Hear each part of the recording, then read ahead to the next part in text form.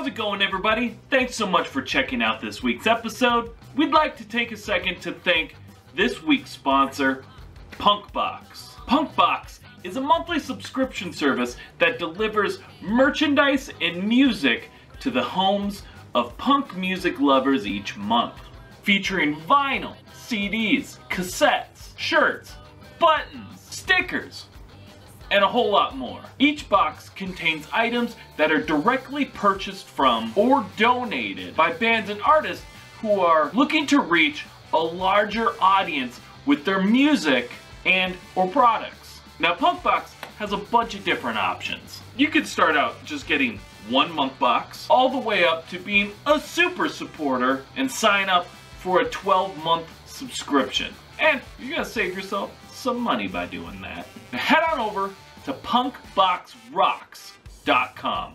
That's PUNKBOXROX. And bring the merch table right to your door each month. Also make sure to follow them on Instagram at punkboxrocks. Once again, it's PUNKBOXROX to keep up on new items in each month's theme. Thank you so much again to Punkbox for sponsoring this week's episode.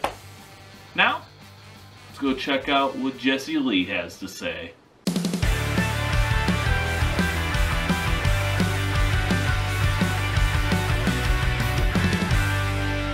What's up, everybody? Welcome to another episode of Where Did All My Friends Go? A podcast about life in the music industry. Today, we've got content creator, radio and podcast host, publicist, and all-around good guy, Jesea Lee on the show. Jesse, welcome to the show, man. Hey, dude, how's it going? It's going really well. It's an honor to have you on the show. I've been talking to a bunch of people, and they're really excited they were excited for your episode in particular. So, I'm sure they're just blowing smoke up your ass, man.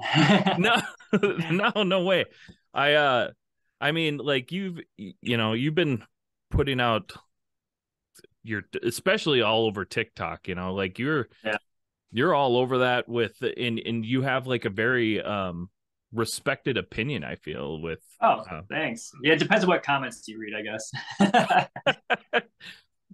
I guess. So you were just actually at the highly anticipated When We Were Young festival. What was that whole experience like? Did it live up to the expectations?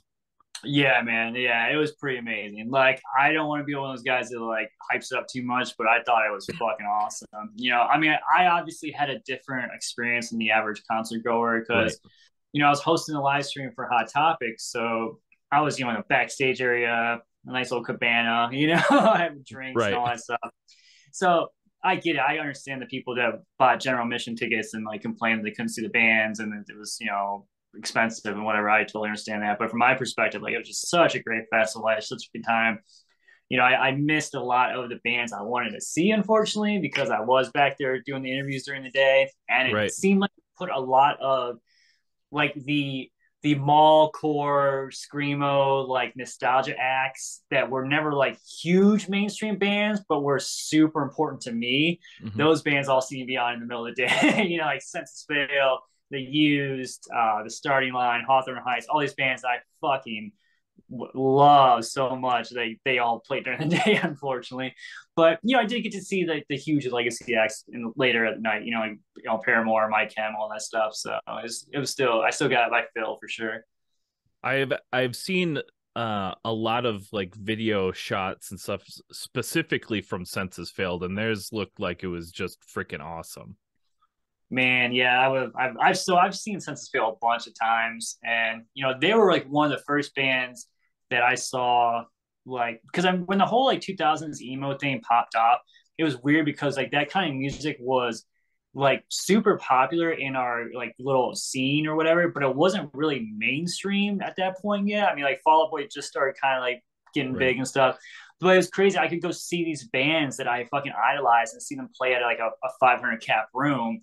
I remember like watching Buddy like 10 feet away from me, and then outside of the venue, I'm like 16 years old talking to him, like bumming a cigarette or something like that. It's like, it's pretty cool because like I feel like back in like the heyday of like the 80s, like the hair metal scene, like it was kind of like the 80s version of like the emo scene in the 2000s, you know. Right. I feel like maybe it wasn't the same level because like Motley Crue wasn't playing 500 cap rooms, you know, like, but you know, we were able to see our heroes in like these little tiny clubs, and it's really fucking cool. So yeah, that's totally sidetracking, but yeah, seeing Senses Fail would have been awesome. But again, I've seen him enough times that hopefully I'll get to see him again at some point during my life.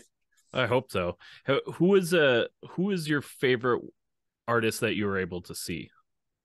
Oh man, Paramore honestly was amazing. Like I've always been a Paramore like fan. Like I like Paramore. I've never been like a super fan. I've never been like one of those people that like, you know, every time Haley Williams opens her mouth, I'm like, ooh, what's she saying? You know, because like I like their music, but I'm just like I'm not like a super fan, I guess.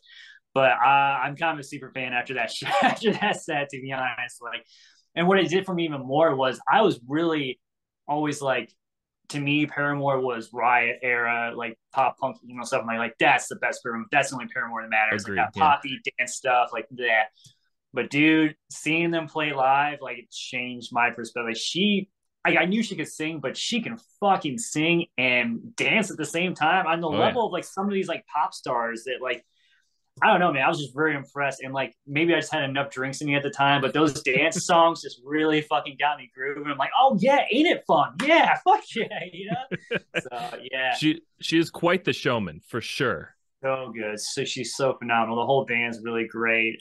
They have this new guitarist too. I don't know what his name is. He's got like this afro, and he has like a Hawaiian shirt on, just a whole vibe. And I mean, I don't know, man. Like he was a really great guitar. Like he was really impressive. Like just really fun to watch, and the whole set was really great. And then I mean, other than that, like getting to see Death Cab for Cutie, that was like one of my top 5 bands of all time. So you know, getting to see them play as a surprise because they were at it like the week before or whatever. Right. And I forgot they were even there. Yeah, it was like it was funny. They even came out after they played like 3 songs without saying a word. And then Ben Gibbard's like, oh, by the way, we're Death Cab for Cutie, and we're just as confused as you are as to why we're here. Because they didn't really fit into that whole 2000s emo pop punk scene. You know, I know they kind of got lumped in with emo bands back in the day a little bit. Just because they came out in that same, like basically any band that like wasn't full on rock that came out in like the, you know, 01 to 06 pretty much got lumped in, really. Right. You know. So yeah, but I mean, seeing them was, you know, fantastic. Like I said, I've seen them a million times, but like anytime I get a chance to see them, it's great. And like a lot of the bands I interviewed during the day, every time I would ask them like, who are you most excited to see, like most of the bands would say Death Cab for Cutie, you know. So it's pretty cool that like they're just so legendary that like all these bands, they still look at them. Like even right before they played, a Day to Remember was playing on stage next to them. And Jeremy was like, you know, before like we get out of here, we gotta let you know a fucking legendary band is coming out right next to us. Like you gotta make sure you stick around for this. Oh yeah. Everybody just had mad respect for Death Cab, so it was pretty cool. I mean, you're right though. Like Death Cab, they don't fit in. It's like they don't fit in that category, but they do at the same time. And like they're just one of those bands that like you gotta like. They're just so good. I kind of like, you know, as my life as I've gotten older, like I move and grow up and move away from their sound every so often. Like I don't like have the infatuation with them I used to, but like they're a band that has just been constant in my life. Like I never like stopped listening to them, but I never like I'm not like obsessed with them like I used to. You know, right? I guess that's kind of being an adult, though. I think I stopped being obsessed with most things, you know, because I have, you know, other real life things to be worried about, unfortunately.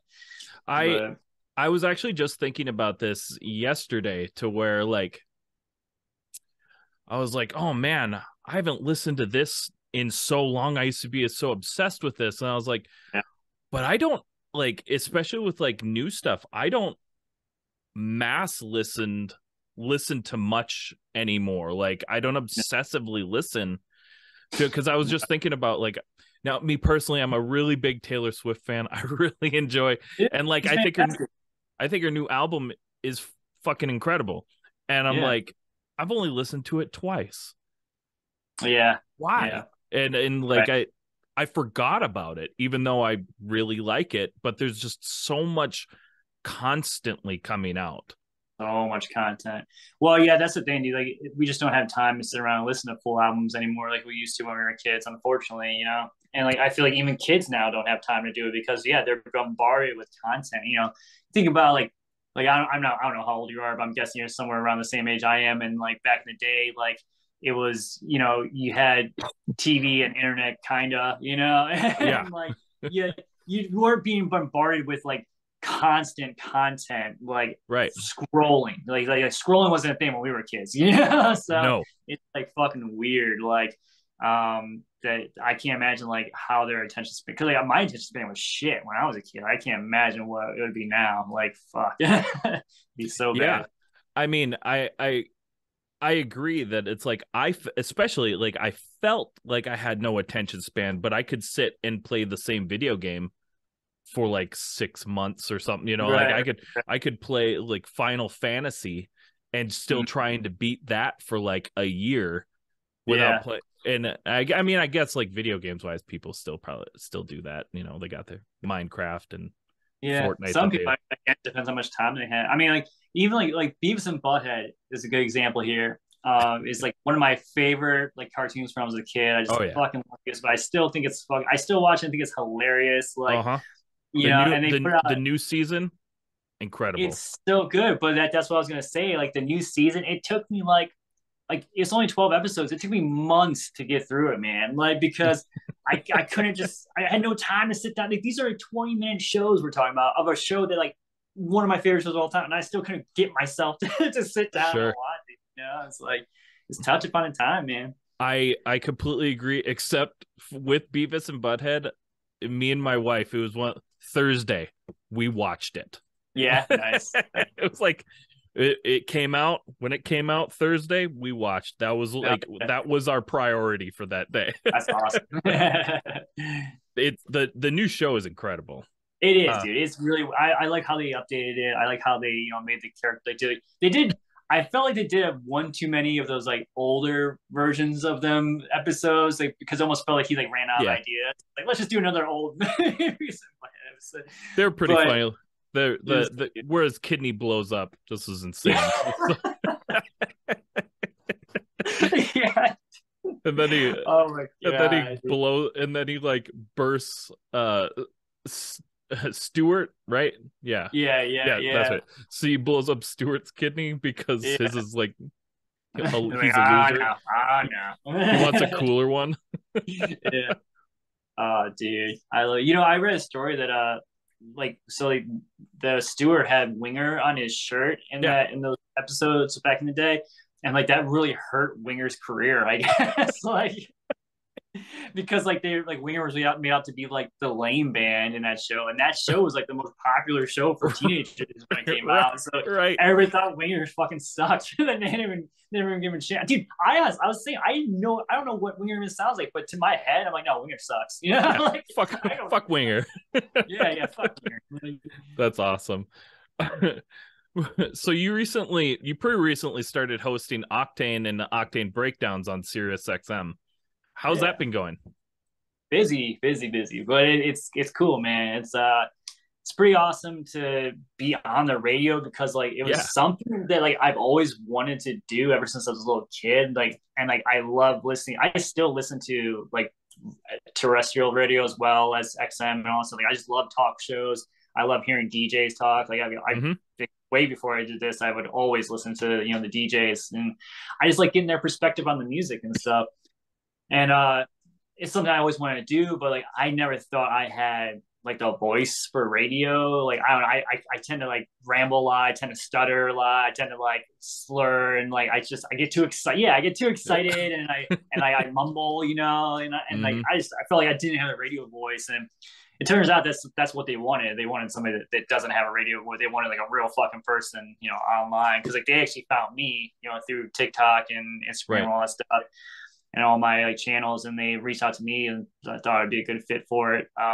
And I was like, again, surprised. I'm like, are you sure you want me to do this? Like, yeah, no, like we don't want you to be like all like fucking Mr. Radio DJ. I'm like, cool, I could definitely talk shit on the radio. I could do that for sure. Like, They don't want you to be like, I can't think of like all I could think of like on the radio is like the old like talk shows and games like the Bob and Tom show, which those were fun. Welcome WMX. We're coming at you live. WXMJ, your source for the best rock. Rock and nothing but rock.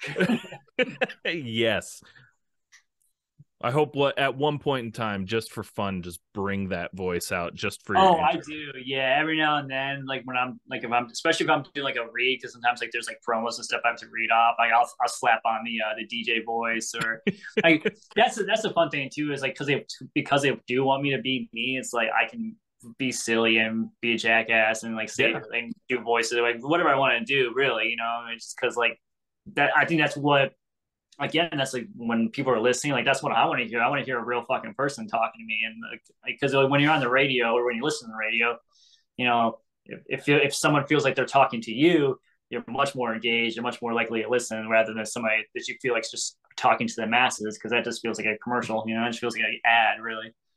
So. Absolutely, I can't agree more. I like it. The more personal and like the more you can relate to somebody, you're gonna want to listen to them more. Yeah. Mm-hmm. So what made you want to start promoting music, like especially like up and coming bands? I got onto like TikTok in like end of 2019, like early 2020, like pandemic, like pretty much every time everyone else got on it, Right. And I just saw like I got on it because I saw like all these, rappers and pop artists like blowing up from TikTok. Like most notably, I think was Lil Nas X was probably the first like big one that popped off. And I just like saw the writing on the wall that like this is going to be the next MySpace, basically. Like this is going to be the next thing that like blows artists up. And especially like I knew that like unfortunately rock and metal as a community are just always behind whatever pop and hip hop artists are doing. Like I don't know what our problem is. Like we just can't get on board with things. Like we had to like be dragged across the line, So like I got on TikTok and like I realized like, oh, like there's no like scene on here. Really. And then after like a couple months on there and like poking around, I started like making friends and with other creators, and found other people that really did like the emo pop punk stuff. And now obviously now it's huge on there. Right. But I know I just saw an opening to promote artists that I love on there, and like I said, kind of get on it early, I guess. And I think I made the right bet with that. Absolutely. Yeah. So with starting TikTok, and since you've started TikTok, you've gained like a massive and trusted following. Like, do you ever feel like a sense of pressure being a trusted voice and someone that thousands of people come to see your musical opinion in our scene? Yeah, damn, that's a loaded question. Yeah, no, I didn't before, but now I do. Now I do. God. Yeah. Well, it's funny because a lot of times, like I'm putting out so much content, right, that like I can't put a lot of thought into these videos. I mean, I do put thought into them, but I can't agonize over them too much, because like I gotta, turn and burn. I gotta get this content out. Right. So it's like sometimes like I come up with a video idea and I put it together, and like it's even like the ones that I try to slap together real fast still take me a couple hours. So it's like sometimes I'm just talking, I'm just saying what I feel, or I'm just like, well, I think something's funny, I talk about because I think it's funny, or the story is funny, I get my opinion about it, and people take it so seriously or get so mad at me or whatever. It's like, I see like what you're saying is like, to me sometimes I'm like, why are you guys getting so mad? I'm just a dude talking about me, like what, chill out. But then it's like the other side is like, no, you're a guy on the radio, like you're supposed to be an authority. So I get that like side of it too. It's like people expect a certain, I guess, level or something for my content. But to me, again, it's just like, to me, it's like, no, I'm just a dude talking about music in a fucking bedroom. Like, well, don't get so mad. Don't get so worked up. Why do you care? Like what I think? Absolutely. But, yeah. It is tough to kind of keep up with that, like that, I guess, that level constantly, and trying to straddle that line of professionalism and like fact checking and all this stuff, but also like, just being a goofy ass idiot that likes to talk about pop punk, because we're talking about fucking talking about rock music here, man. We're not talking about like medicine or anything. It's like serious, you know, like so. Absolutely. And like it's so funny because like people get so worked up, especially Mhm. about like music because it's something they're passionate about. Yeah. So it's like if you like they could be like obsessed with this band. If you just say one bad thing about that's they're gonna go, nope. Yeah. Well, people like tie their whole identities to like the music they like sometimes. Like Right. I mean, they do it to like music, movies, you know, TV Right. shows, games, whatever, you know. But I mean, sports teams, you know, people find Oh. things that they love and like, and like that becomes like their identity. And if like you're Mm-hmm. not 100% on board with that, like you're an asshole, you know. And it's and like that's the other thing too is like people like take things out of context that I say a lot of times. Like I think I'm like being negative or disparaging. It's like I'm joking here. Like this is I said it with a smile. Like I'm clearly not being hateful about this, you know. Right. Like I posted a video just 2 days ago. It was like, oh, you're good, bless you. It was five butt rock songs that you pretend you don't love but are actually bangers. And people got so mad, like, how dare you call that band? How dare you call it butt rock? How dare so many people like, how dare you disparage Breaking Benjamin like that? I'm like, I'm saying this song is awesome. I didn't say check out this shitty song. Like I said, check out this awesome song, and you're still like, just Still because you didn't getting like the way mad I about it. presented it, you know? Yeah, we actually just did like a little we have like a little show on YouTube called Tears for Fears where we just like rank stuff in like the tier thing. And we just did a butt rock tier list. Nice. And it's just so funny because it's like you get so many people that get so upset about it, and like right out the gate, you know, you got to say Yeah. Trapped is at the bottom. You know, they got to be at the bottom. Yeah. I think that band like just perpetually put themselves at the bottom with like the singers' comments and stuff. Unfortunately, Yes. like, the music will never be able to outlive that. Unfortunately, because the music does kind of rock. To be honest, like I think some of those songs are bangers, but the dude just ruined it. You know? Right. Yeah, it's like it's some people get upset just even with the like term of butt rock. It's like, well, I Yeah. didn't create it. Like Yeah. this is just what it's called. It doesn't mean I don't like it. Like, I mean, you know, you got like POD, Saliva, and like Mhm. God. I'm not a huge Godsmack fan, but like some of these bands, they got some good jams. You know, like this is Yeah. when I was younger. This was the cool rock and roll. So like, Yeah. Oh, dude, 100%. I dug that shit. And like I know like butt rock started as like a derogatory term, I guess, initially, but I thought like it's kind of been destigmatized. I felt like now I feel like people like say it in jest, you know.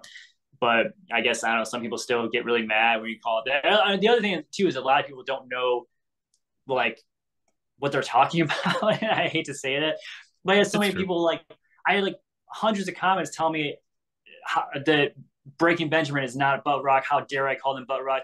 They're never considered butt rock. I'm like, dude, they are quintessential butt rock, man. Like they are 100%. like one of the top five. If you put a dictionary butt rock definition band, like they're one of the top. Like it's like Nickelback, Theory of a Dead Man, Breaking Benjamin. You know, like they are definitely in there. Like and like that's not a mean thing. Like I'm not saying that as a bad thing. You know, like It's true, and I love all of like just side tangent. I love all of the hate that Nickelback gets, but let's be honest, everybody likes at least a little Nickelback. so good, dude. Everybody. There was an interview recently where Chad Kruger was like, which also that blew my mind. You know, his name's actually Chad Kruger, not Kroger.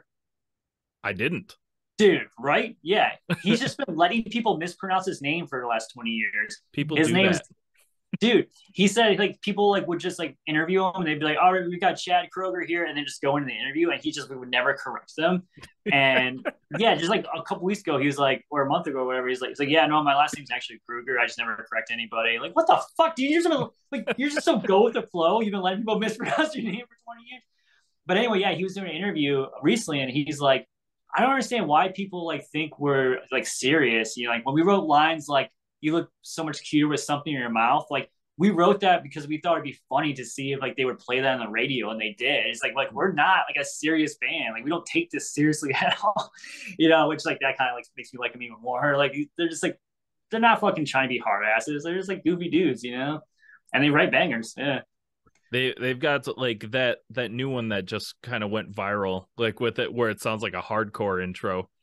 I don't remember. Yeah. That was a good one. Yeah. It's like it starts out with like this hardcore intro, then goes into straight Nickelback. Yeah.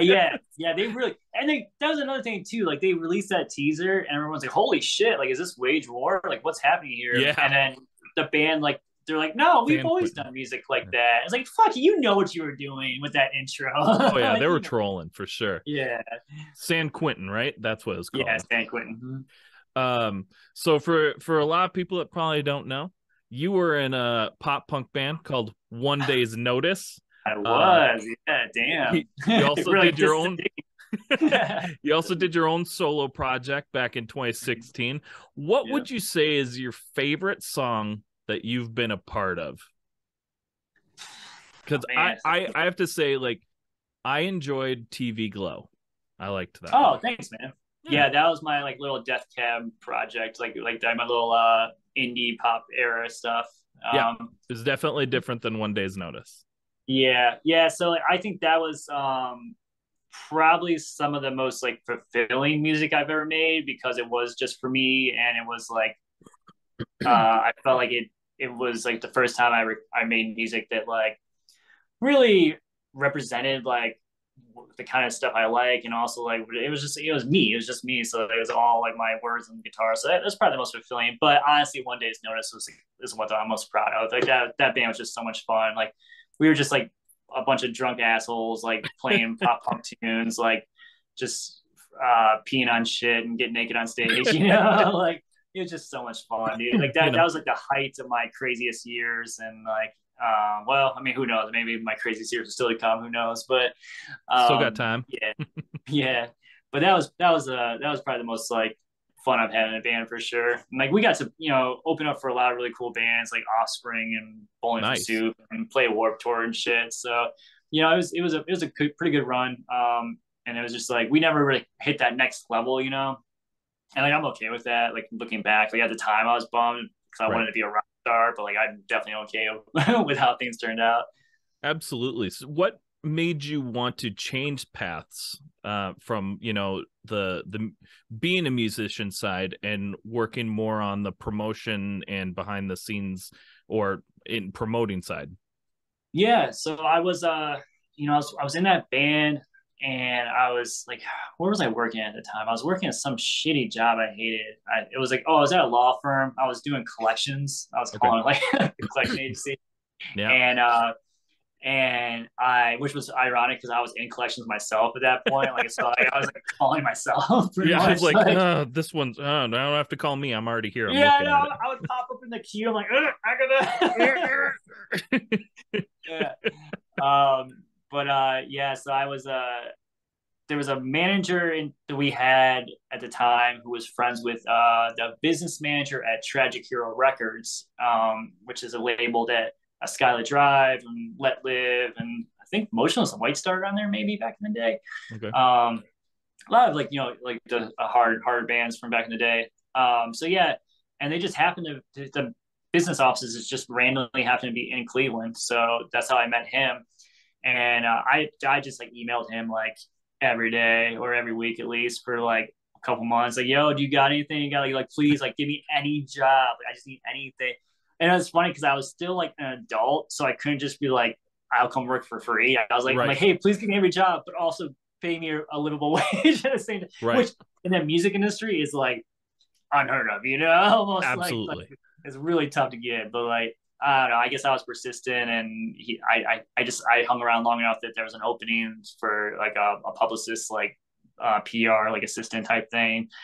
And yeah, that's how I got started with that. They brought me in, and I was able to quit, doing collections on myself, and kind of once I did that, that was the end of it. Like I never went back. I never went back to the normal life. Yeah. That's awesome. Like it's hard to break into like any type of like work in the music industry. It's like, it's like one of those, like, you don't almost get to unless you start it. It's right. So difficult. Yeah, when I always tell people is like when they ask me how do you get in like the music industry, I'm like, first of all, you got to decide, you don't have to decide, but it's helpful to decide what you want to do.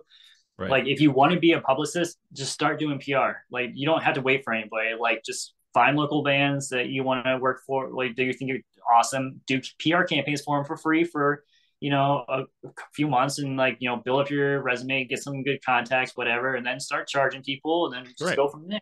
If you want to manage bands, start managing bands. You know, if you want to record bands, just do it. Like very rarely is anyone like I fall ass backwards into a paid gig, obviously, but I was also playing in bands for 15, 20 years at that point. Like I put my dues in, you know, for so to speak, and I made my connections that way. You know, that's another way you can do it. You know, you can make a lot of connections in this scene if you're playing in it.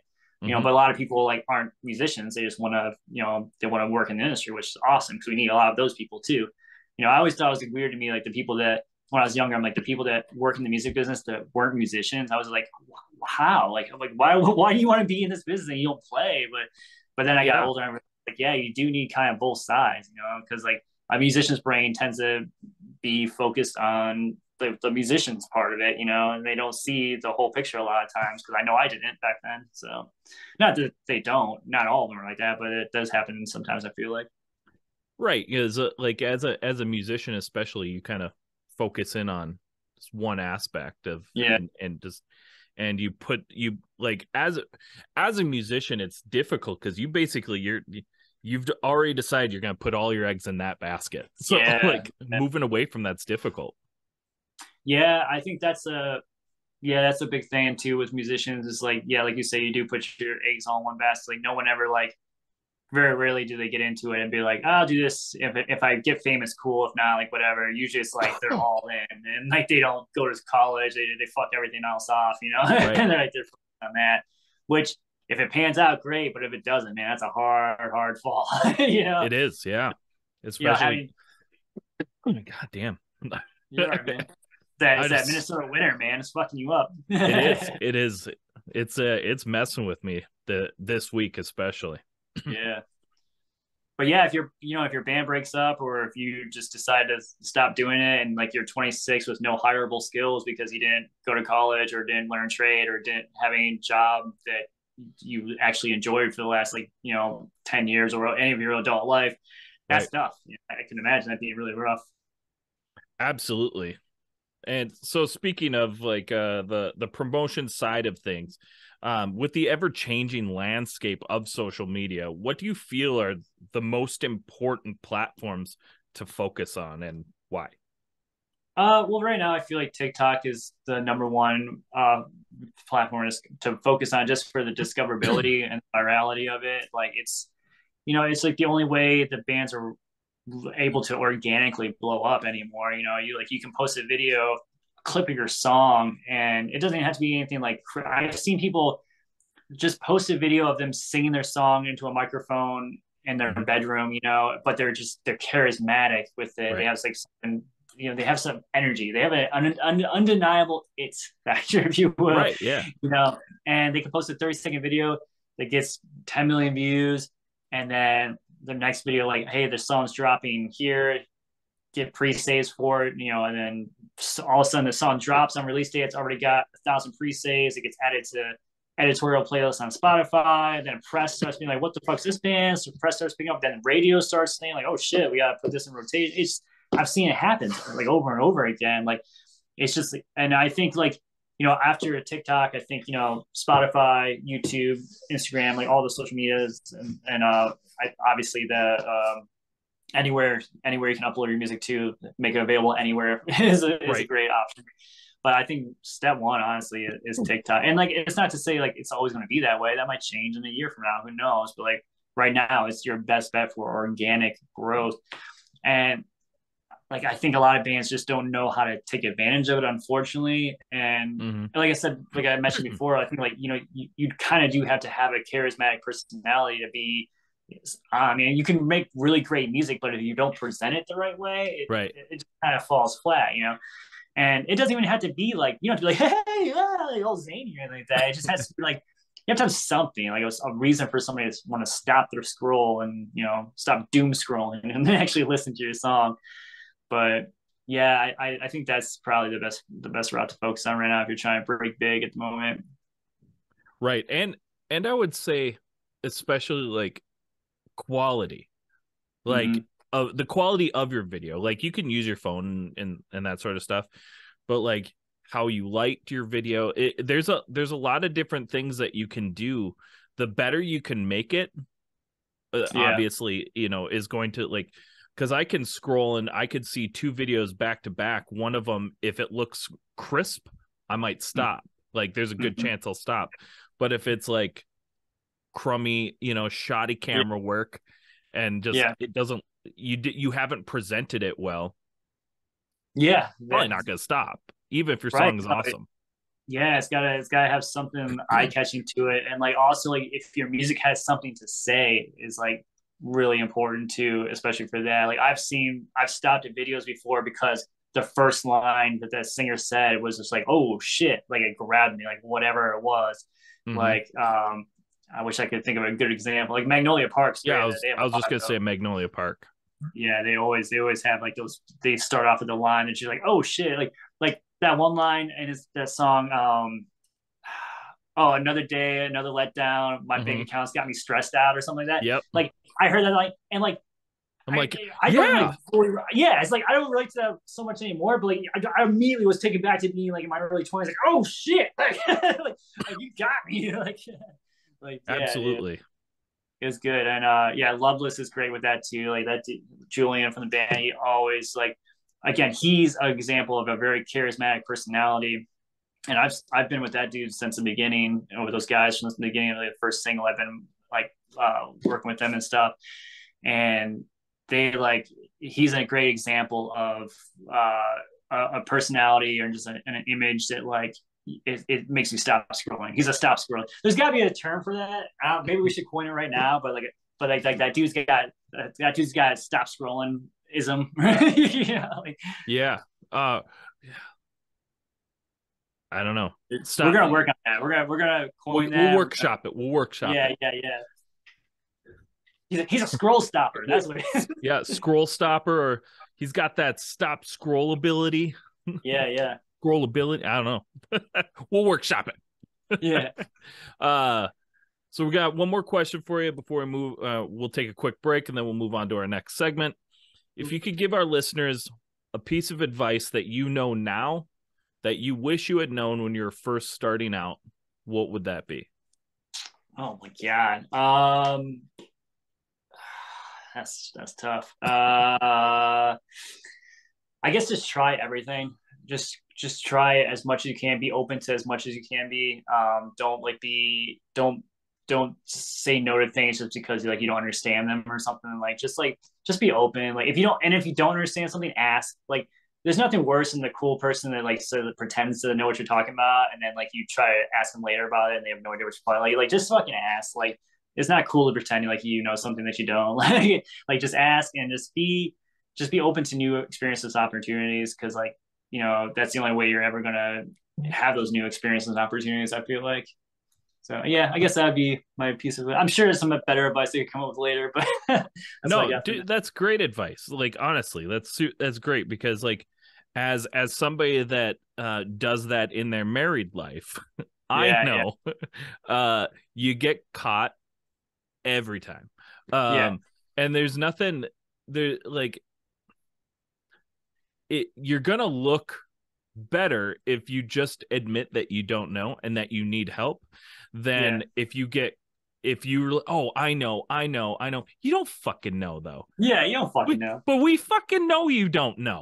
And now you just look like an asshole, just it would be like whenever someone back in the day would mention a band or something to me, I'd be like, oh yeah, or I just go along with it, and I don't know why I would do that, because now somebody talks about a movie or a band, I'll be like, oh, what is it? And they'll tell me about it, and then we'll have an actual conversation, and they'll tell me why this thing is so great. And I'm like, oh shit, that's really interesting. And I've learned something about that music, or that there's been a lot of bands that you're supposed to just respect for no reason, just because they've earned that right, and like Meshuggah. I've never fucking listened to Meshuggah before, I don't know, listen to him, I don't know anything about him, and somebody was talking about him one day to me, Like, oh yeah, Meshuggah's first album, and usually I'd be like, oh yeah, first album, I'm totally excited. The first album's the shit. And I was like, literally, dude, I literally don't know anything about Meshuggah. Like, why are they cool? And like the dude explained it to me, like what was so great about it? And, like, I was drunk, I don't remember what they said, but and again, it turned into at least a conversation. It was like something a little more interesting than just me being like, oh yeah, sure, I love them, and pretending to be cool. Now, and just being transparent, I don't know much about Meshuggah. I'm pretty sure I've heard them like back in the day, but they're popular because they're one of the first like gent bands, right? Are they? Maybe, I don't know. Yeah, that sounds right. That's the knowledge I'm going off of, so I could be wrong. That's very possible, I was hoping you knew. Yeah, no, I don't have that information. Well, see, there we go. And with that, we're going to take a quick break. We'll be right back with our next segment. Hey, Pat here with Unsigned Pop Punk. We're a community dedicated to building up the music scene by shining a spotlight on up-and-coming bands. Now, I know what you must be thinking. These guys must be raking in the cash. Wrong. But you can help us help others by picking up some merch. We found what big business is selling shirts for, and we slashed the prices. We saw what people are charging for sweatshirts, and we windmill kicked those prices in the face. So pick up some merch from us today. You won't be mad you did. And we're back with our next segment. This is going to be the obscure questions segment. We have moved past the career, and now we're just going to ask whatever. I don't even remember what I wrote here. I wrote these like last month. Typically, I write them the day of because I like to just pull off of whatever weird thing just pops out of my head. But I wrote this about a month ago. Well, to be fair, I think we scheduled this about a month ago, and I had a fucking bailed on you, unfortunately. It's been back and forth though. Like I think I've had to reschedule like once or twice as well. So, but we did it. We're here. That's the dad life, right? We got shit going on. Absolutely. So my first one, it's pretty basic though. What is the weirdest thing that you've ever eaten? I didn't know where that was going. Yeah. Fuck, the weirdest thing I've ever eaten. Yeah. Well, I can't think of the weirdest thing, but I can think of the weirdest way I've ever eaten something. Okay.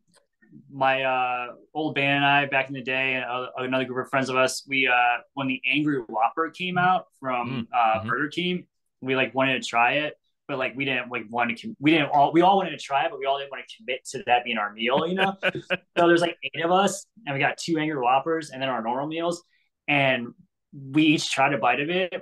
And we thought it was actually delicious, and we all wanted more bites. So at one point, we're just rotating 2 Angry Whoppers to a group of like 8 people. So we're eating like, oh, here's your bite. That's awesome. Yeah, I enjoy that Angry Whopper. It's pretty fucking good.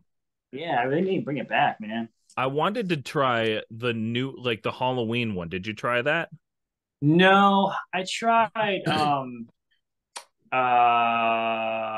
The Diablo burger from somewhere recently. I can't remember. Was that Red Robin or something? I can't remember who had it. Somebody had a Diablo burger that was pretty good. But I saw Arby's had some sort of Diablo. That's what it was. Arby's, chicken? Yeah, dude. That was. I like spicy stuff, and usually like fast food spicy is like very tame and mild. But like that Arby's one lit my butthole up, man. That was tough. They weren't fucking around. No, dude, no. They piled that shit on. They put a lot of fucking sauce on there. I'm going to tell you my weirdest thing that I think me and my friends concocted. We called it the pizza apocalypse. Nice. So we made a pizza. So we took 2 DiGiorno stuffed crust pizzas, cooked both of them, and then we made Velveeta shells and cheese. And we put that on top of one, like the whole fucking thing. Okay. And it gets very filling. Then we made a whole bunch of crispity bacon, crunched that up, put that on top. I was living in Kansas City at the time, so there was this Mexican restaurant called Pancho's. and they made it's just really awesome burritos and stuff. So we got this burrito called the Ranchero Burrito, which is like thinly cut steak slices, fajita veggies, and like their special white queso. So we cut open that burrito, we put that on top. That's so much cheese. Oh yeah. And then we like encased it with the other DiGiorno. And we cut that bad boy up, and it was like thick. That was a thick, but you could only eating one piece of that was 2 pieces of pizza, a serving of Velveeta shells and cheese, and oh my god, did it taste good though? Oh, it was amazing. It was so good. I don't even like. We've never recreated it. It was a one-time deal. Your heart's probably happy about that, like your cardiovascular health. Like that, you're like not like how you feel, but like my body now couldn't do that. I don't think. Well, that reminds me, now that you're saying that, we used to do this thing called Carnival in the Kitchen. Every year on my one buddy's birthday, we would set up about 4 or 5 little home deep fryers and just deep fry all the craziest shit we could think of. Like lots of like, you know, regular fried foods, but then deep fry like Oreos and like all kinds of crazy shit. And we'd always have like a main event every year. Nice. And one year we took a chocolate bunny, like a hollow bunny, and we just like punched through the butthole basically, and like just stuffed a bunch of bacon in there, and then wrapped it in bacon, and then wrapped that in a crescent roll dough, and deep fried that whole fucking thing, and then put chocolate sauce and ice cream on it. It was fucking incredible. Yeah, that sounds amazing. Those nights always ended with a lot of Pepto-Bismol, like for sure. Tums. Yeah. I have at this point in my life, and it's probably because of all the fucked up shit I've done through my life, but I have to have like travel, like just Tums everywhere. Like I've got office Tums, bedroom Tums, Dude, that's car Tums. It's just getting like a little bit older, not being able to handle the grease like we like. Dude, I every time I eat Chipotle now, man, it fucks me up. Like I love it, but like I gotta be like committed to it. Like I gotta be like ready. Like all right, because like it doesn't always do it to me, but like when it does fuck me up, like it hits me hard. So like if I eat Chipotle, I'd be like, all right, am I gonna be okay if I have to lay down for the rest of the night? That's me with. That's me with Buffalo Wild Wings. Like, how committed am I to my evening? Like, am I going out after this? Am I going home? How close to a bathroom will I be? Right. Okay. If you could bring back one band or musical artist from retirement or the dead, who would it be? Nirvana, hands down. Nirvana is my favorite band of all time. And Kurt Cobain, obviously, bring him back would be pretty cool. Have him see him live. I mean, it'd be cool to bring back, you know, a lot of the other legends, you know, like the Doors and Hendrix and stuff like that. But yeah, if I had to pick one for sure, it'd be Kurt Cobain. It'd be really cool to see where Nirvana would have gone. I think it'd be really depressing to see where they went.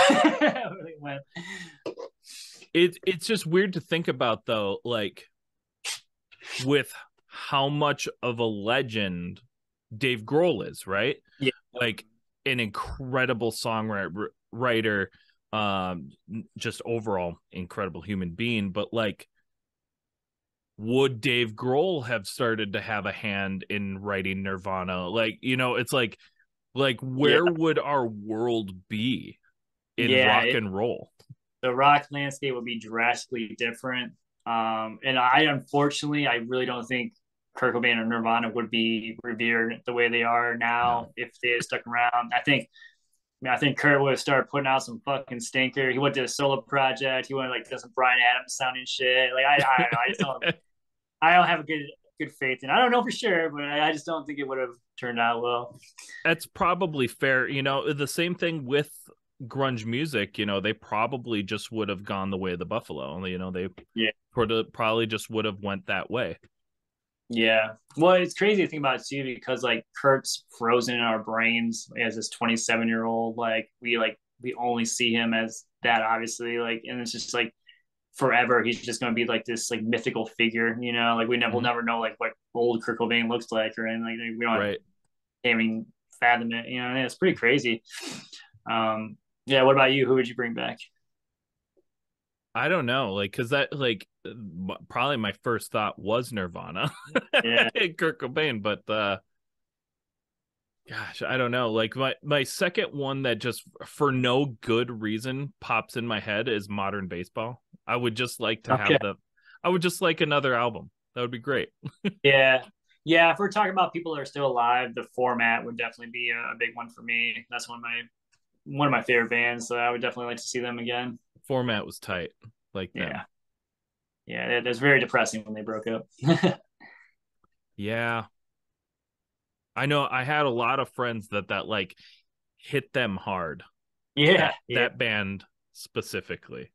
Yeah. Yeah. No, it was, that was because like when they broke up too was like the height of my like my peak love of them. Like I had just like got into them a few years earlier and I was like super, super into them and they broke up. And I was like, that's the first time like a band, I feel like that's the first time a band that I loved broke up like while I was like still infatuated with, like usually bands break up like after like you kind of stop listening to them or something. Mm-hmm. But yeah, I was still like, I was gonna go to their show that year. I was like so excited. Like, yeah, they broke up. I'm like, what? Like, it crushed me. I feel like that's kind of the way it was for me. Like when Modern Baseball like broke up, like I just found them and I was like, oh man, okay, Yeah, that sucks. Whatevs, I guess. Yeah. It happens. It is funny too though, because like that, like again, that's like indicative of like my younger mentality, like being like crushed by a band breaking up. Like now, like, if one of a band like broke up, I'd be like, oh, I'd like just move on, like my day. Like I'm like, that sucks. Like, right. It's like, and in especially in this music scene, like they all just keep getting back together anyway. Yeah. So yeah, it's exactly. like just wait. Like Gaslight Anthem was one of my favorite bands, and like when they broke up for a little while, I was like, oh, that sucks. Like, yeah, I love Brian Fallon and I love the Gaslight Anthem, but I wasn't like, I was like, that sucks, but okay. And then like, they got back together and they did a reunion and all that shit. Like there are certain ones that like if they were to break up now, like I would feel that pain, that loss deeply. Like I for me, like if like Newfound Glory or MXPX were to break up, I think I'd cry. Yeah. I just want to understand the point.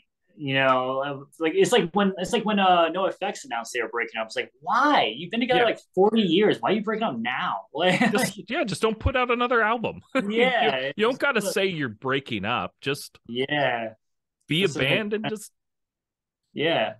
don't do anything. Like, would anyone notice if he was like... No, I don't think people, and that's the thing is, I don't think especially nowadays, I don't think people do notice. Like, Metallica could wait another 5 years without putting out like another album, and people are still gonna be like, yeah, fucking Metallica, it's awesome. Yeah. They're not a hiatus, they're fine. Okay. Yeah, they're just living. Plenty of bands go like 5-6 years in between releases, and like they don't even tour, and it's like no one thinks they broke up. They're like, there's not doing anything right now. The only thought is like, man, it'd be cool if they put out a new album soon, and then they move on. Yeah. All right, I got one more question in my obscure questions. This one I put a little thought into. Okay. So I've picked out 3 superpowers at random. Okay. All 3 of them have a major drawback.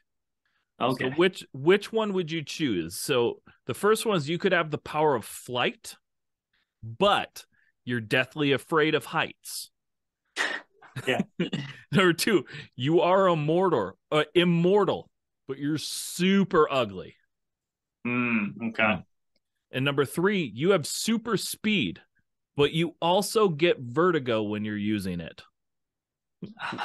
Okay, well, right away, getting rid of that ugly one, because I don't want to live forever and then like not be able to accomplish things because like people hate you. Just like yeah, that just seems like an awful way to live. And forever. So I'm gonna go with the flying and the fear of heights. I feel like I could maybe just put a blindfold on or something, and just pretend I'm not there while I'm traveling. Maybe I can like maybe I could like set up a system like where like I fly with like a cane, like a blind person or something like that, and I just fly my way around. Yeah. Oh, that's a plane. Whoops. Yeah. I think that's what I'm gonna go with. We'll go with fly. See, I agree with that for the fact of like it. Just because you're afraid of heights doesn't mean you can't do it. You know how to fly. You'll be okay. You know, you're good. You're just scared. And the vertigo ones, like that one, like that can make you sick. You know, yeah. So you don't want to, you want to throw up and shit. Like that's an illness. There's nothing you can do about that. Like you can just like try to conquer your fear of flying, or you just fly real low. Right, that's true. Yeah, that's true. You see how high it is, like, because I mean, even if you're like flying low, you're still moving faster than when you're walking. Absolutely. But what I should have made it like. What if you also flew really slow? You can fly, but super slow. Like you don't get anywhere any quicker. you fly about as fast as you walk. That makes it way lamer. Yeah. But no, I'd say in this case, you can fly at like superhero speeds. Yeah, I'm gonna go with that one. I think that'd be the best. Just because like I hate driving places. Especially, well, here's one thing: could I get a DUI while I'm flying though, like a FUI or something? Because if that's the case, because I love going to concerts, getting hammered, but I hate like sometimes when like I can't find an Uber or something like that, and then I have to like figure out if I'm gonna drink at this concert or if I'm gonna go there and not drink because I can't get an Uber. So if I could fly home from a concert, then yeah, that'd be cool. I mean, as of right now, I don't know of any like flying police. Okay. So I mean, we're going off of, I guess, the rules that we currently have in life. Obviously, if you fly into a building and destroy it because you're like drunk or something, like they're probably going to come at you. Yeah, that's true. So I guess like the normal rules of like destruction of property probably are at hand, but you probably can't like get pulled over for weaving while you're flying or something. Right. I mean, you should weave. I mean, that you just want to get that. You just want to get that airflow, So as long as I can fly drunk, I'm on board. Just fly like low. Yeah. Just know where the planes are. Do like the one eye thing, like, oh fuck. Yeah. I said on planes, dude, when I take plane rides anywhere, like I have to have a few drinks, man. I can't do that shit sober. Like I hate flying, man. So the funny enough, the reason I even put this like as a superpower is I am so scared of heights. Like I am so like flying. I've flown a few times. I don't fly much. But it's not like it's no bueno. Like I will like tear up. Oh wow, yeah. Like it's serious business. it's serious business. I mean, like I said, I've done it, Yeah. And I'm sure I'll do it again, but not my favorite. Yeah. So we're gonna move on to our last segment. This is rapid fire questions. You're just gonna like speak from the heart, shoot from the hip.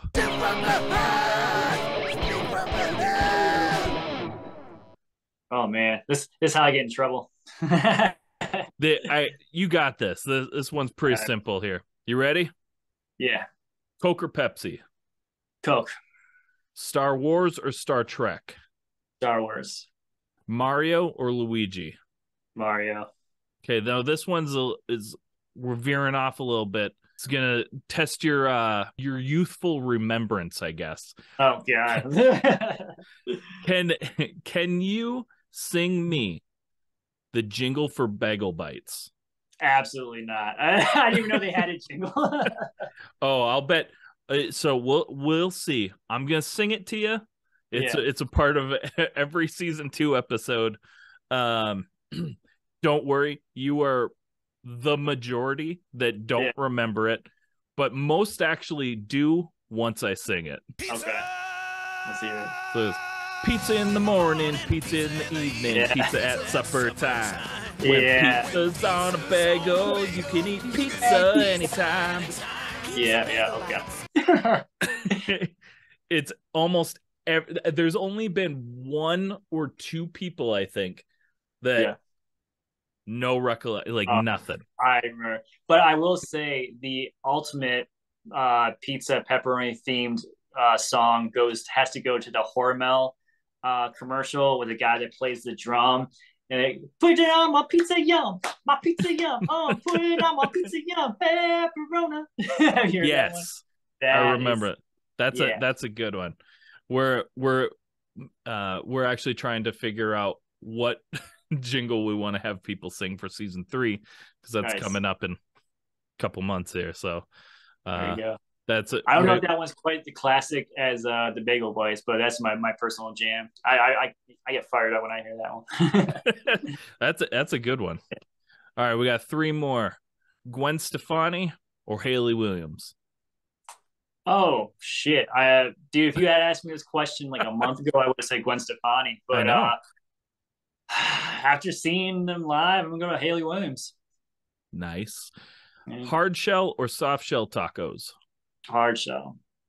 Hard shell. Okay. Hard shell. Well, I like the crunch, but that's tough. Let's stick with hard shell. You go with your gut, because that's what your gut told you. Yeah, it's true. I guess I gotta stick with I want a cheese gordita crunch. I want them both. I want them together. But like the double decker or whatever, where got the soft shell on the outside. No, agree. Cheese blue. Oof. That is perfection right there. Last one. Sum 41 or yellow card? Sum 41. Yeah, 100%. Yellow Card, I feel like really only had one album in my that I really like. I mean, no disrespect to Yellow Card, I think they're great, but I feel they're fantastic. I feel like Ocean Avenue was really the only album that I loved. Like Lights and Sounds was good too. I think that's what it's called, right? Lights and Sounds. Yes, Lights and Sounds was the one that came out after that. Yeah, I think that was a good album, but I feel like they don't. I don't know. I feel like Yellow Card doesn't have like quite the career longevity that Sum 41 had, and still has. I just feel like they had more consistent releases across the world. I don't know. Again, I just like them more. so I'm just gonna throw this out there. Funny enough, so I agree. I'm more of a Sum 41 fan, mostly because I really like metal and I love how they incorporate metal into their pop punk. But I think a lot of things I think that people sleep on Yellow Card with. So Lights and Sounds wasn't the best. And that came out after Ocean Avenue, which really like sent people away, I feel, because it was quite the departure. You want that California pop punk vibe. Right. But then the funny thing is they went back to that right after. So like they had Paper Walls that came out afterwards, which is a great album. And then When You're Through Thinking Say Yes was super good. And I think my favorite album of theirs, you should check out if you haven't, is Southern Air. Okay, should check that one out. Like that one came out in 2012 and it like brought me back. Like I was just like, holy shit, I fucking love Yellow Card again. Yeah, I'll have to go back and check that out. Yeah, because again, that's a band that like I didn't keep up with, and for whatever reason, I was able to keep up with Sum 41's releases, but I wasn't able to keep up with Yellow Cards. Like I knew Lights and Sounds. That was the last album I think I listened to from them, which was like 10 years ago, maybe. Right. Yeah. My favorite Yellow Card song of all time is off of Southern Air, and it's called Always Summer. Fucking love that song. I'll fire that up for sure. Hell yeah. Well, that's it though. You finished the podcast. All that's left is, to this camera, just tell everybody what you got going on, what you got coming up. Cool. Yeah. Well, make sure obviously to follow me on TikTok and Instagram at Jesea Lee. You can get me on the Twitter at Jesea Lee Show, because some asshole back in 2008 claimed the Jesea Lee handle. And I can't, I had my suspicions that it was me that I created that back in the day. And I just, you were that asshole. Yeah. Cause like it has one tweet and it says being awesome. And that sounds like some dumb shit I would say in 2008. So absolutely. So yeah, but anyway, Jesea Lee Show on Twitter. Yeah, you can hear me on Octane on weekends right now. For now, I'm there 9 p.m. to midnight on Saturday and Sunday, and then throughout the week, I do the Octane Breakdown, which is like a rundown of all the cool and dumb shit that happens in the music world, and also other fun little stories mixed in there as well. And I think that's about it. That's all I got to promo at this point. Awesome. Well, thanks so much, Jesse, for hanging out. It's been a pleasure. I'm so glad that we're finally able to connect. It was awesome. Man. Thank you for having me. Hell yeah. Well, this has been another episode of Where Did All My Friends Go? Podcast about life in the music industry, and we will see y'all next Monday. Thank you so much for checking out the show. Please hit that like, subscribe, or follow button so you never miss an episode. And thank you so much to those of you who already are. Check us out on Spotify, Apple Podcasts, YouTube, or anywhere else you stream your podcasts. If you're in the position to help us grow and like behind-the-scenes access and exclusive shows, head on over to our Patreon at www.patreon.com/unsignedpoppunk. Let us know in the comments who you'd like to see on the show and what other content you'd like to see. Thank you all so much.